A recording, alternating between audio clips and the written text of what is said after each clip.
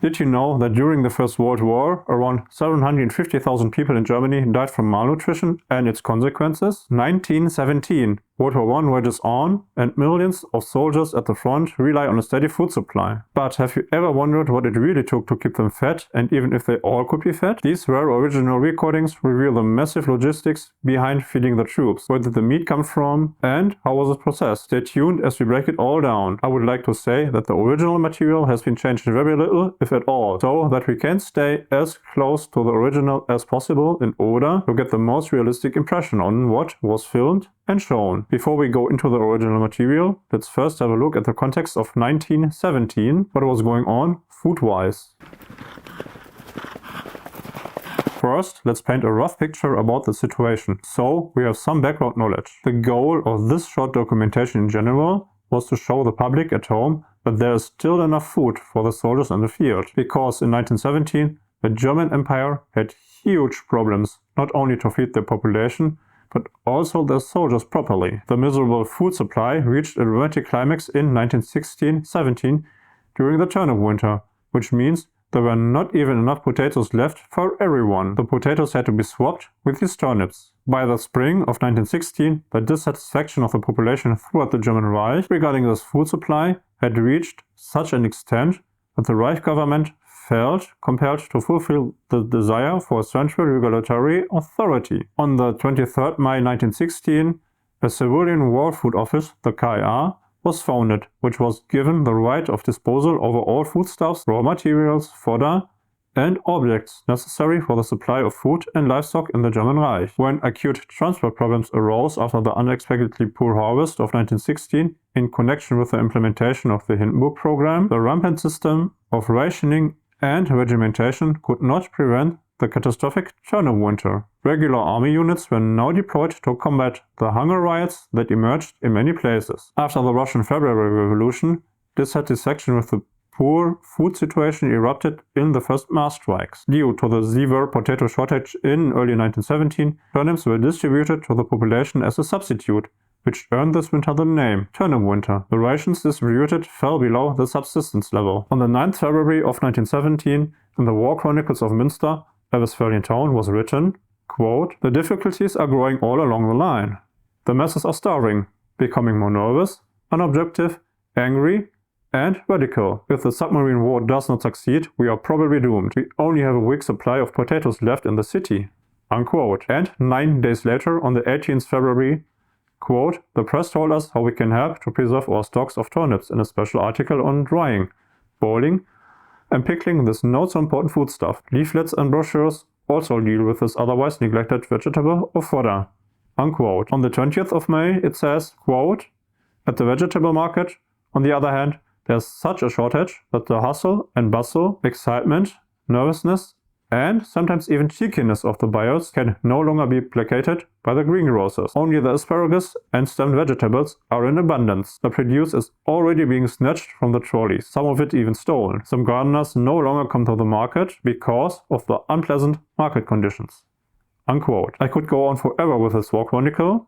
Well, we see that there were extraordinary problems with food and supplies, even for the civilians. Someday we dive deeper into that topic, since it would be at least another video of its own. For now, it paints the picture of the food situation in Germany, in which this little documentary was shot and published. So let's go in and have a look.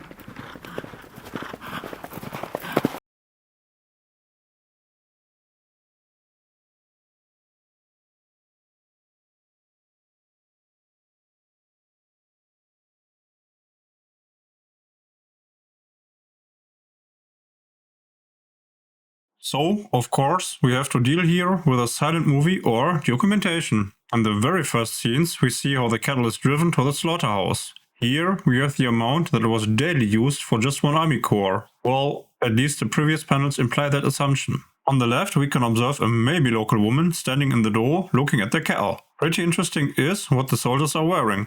They seem to wear woolen trousers, the drillich jacket, and a dark-colored apron. Some wear boots and some shoes. Now, on the right, there's someone who has his full drillich suit on, while the overseeing NCO has his full field uniform on him.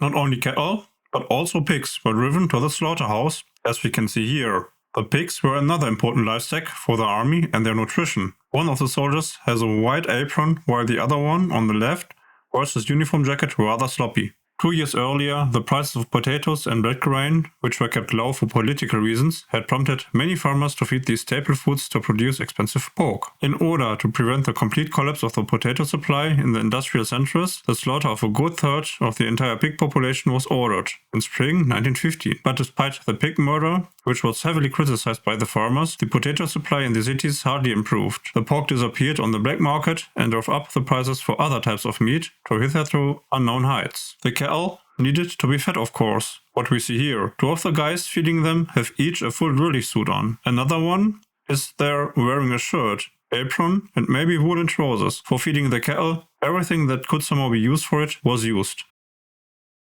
A quick explanation of the slaughter process during this time. The cattle got a mask on, made of leather, covering the eyes, with a movable bolt made of metal in the middle. Then a big hammer was needed to beat the bolt through the skull into the brain, so the cattle could die pretty fast. The process was still pretty personal for the butchers. After they were killed, they had to be eviscerated and cut into pieces. The one in the front, which is being pulled into the building, is already done in greater parts. We can see one in the back as well, which is not slaughtered yet. In total, we see butchers here. Interestingly, they seem to wear aprons made of leather, which might be easier to clean. The person overseeing all this wears a coat or something similar. All the barrels we can see here are full with innards.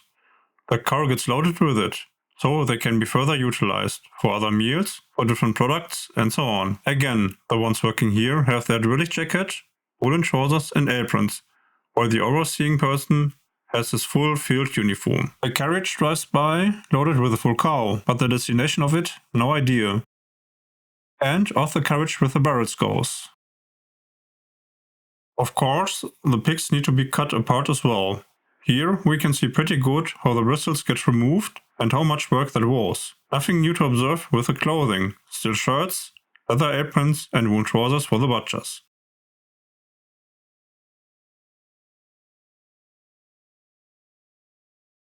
Here the pigs are cut in half with a meat cleaver. There seems to have been no other tool for cutting the pigs than the traditional one. Accordingly, we are witnessing a very classic slaughtering and cutting process here. To get the head split in half, it seems you need to have some more power, but the work looks good so far. In the background there is someone with a cigarette and a pretty light double-breasted jacket.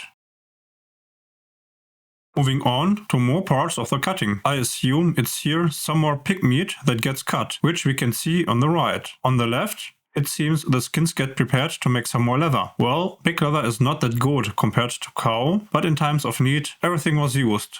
That just slightly worked. For the clothing, no big surprises so far. One white apron, and all the other ones seem to be leather. Mostly shirts, a drilling jacket, and woolen trousers. Most of the butchers are wearing a field cap.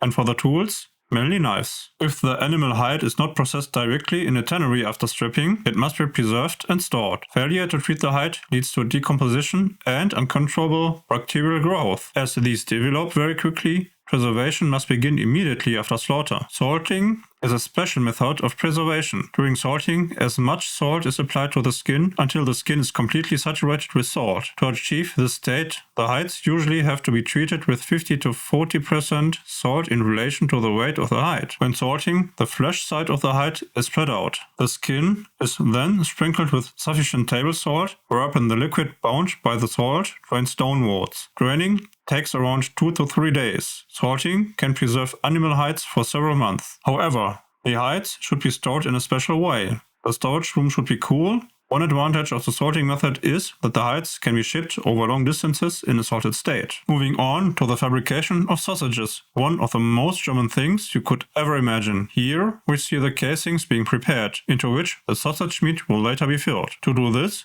the casings must be lined up properly and checked for defects. In the next step, the meat is passed through the mincer to achieve the best possible consistency, as we can see on the right. Spices are added if necessary. The minced meat is then stuffed into the prepared casings with the ends tied together. Once this has been done, the sausages produced in this way are placed on a carrier, such as the stick on the left.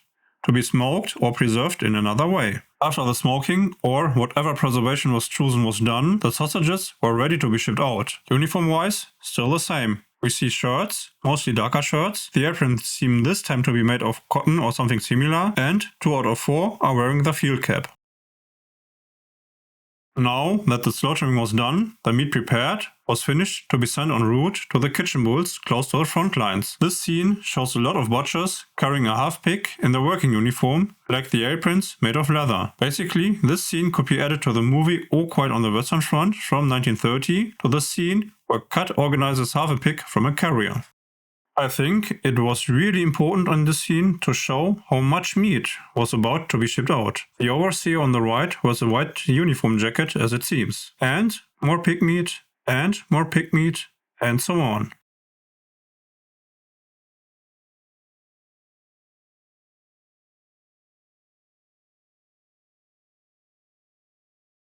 The same applies to cow meat. Here it is loaded onto a carriage or even a lorry, in the form of cut pieces to be taken to the kitchens for distribution. The person on the left appears to be taking notes or documenting the parts delivered.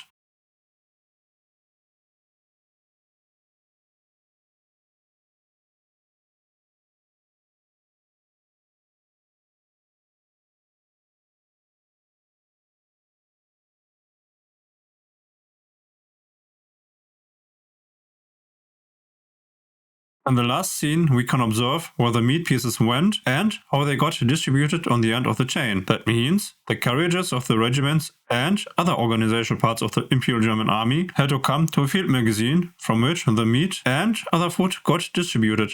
Since this documentation claims to show the daily production of meat, we can assume that the carriages had to come on a sort of a daily basis. If it really could be upheld on a daily basis is at least doubtful, since we know how hard the food shortages kicked in Imperial Germany in 1917. Well, now that we've seen a daily production of meat for the front lines, what did you observe? Of course, that it was a lot of work, as well as craftsmanship, and that the slaughterhouses had to be sort of close, but not too close to the front lines. Additionally, the skin was taken and quite fast turned into leather, because it was needed very much everywhere. It certainly had a propagandistic mission, thinking about the overall food situation in Germany in 1917. There was by far not enough food for the whole population. So, somehow the authorities had to show somehow that, at least, the soldiers on the front lines were taken care of. One function was for sure to boost the morale and to stop riots, which did not work. Then, what I think was most interesting in the source itself are the types of uniforms worn there for work. Officers and NCOs who were overseeing the workers all wore the field uniform. The ones feeding and herding the cattle had full drillies or woolen pants, a drillich jacket and an apron on them. And then the butchers. They all had an apron made of leather, how it seems, wore a shirt, just sometimes a drillich jacket, and, more often than you would think, woolen trousers. So that's it for today. Thank you all for watching, I hope you enjoyed it, and see you next time.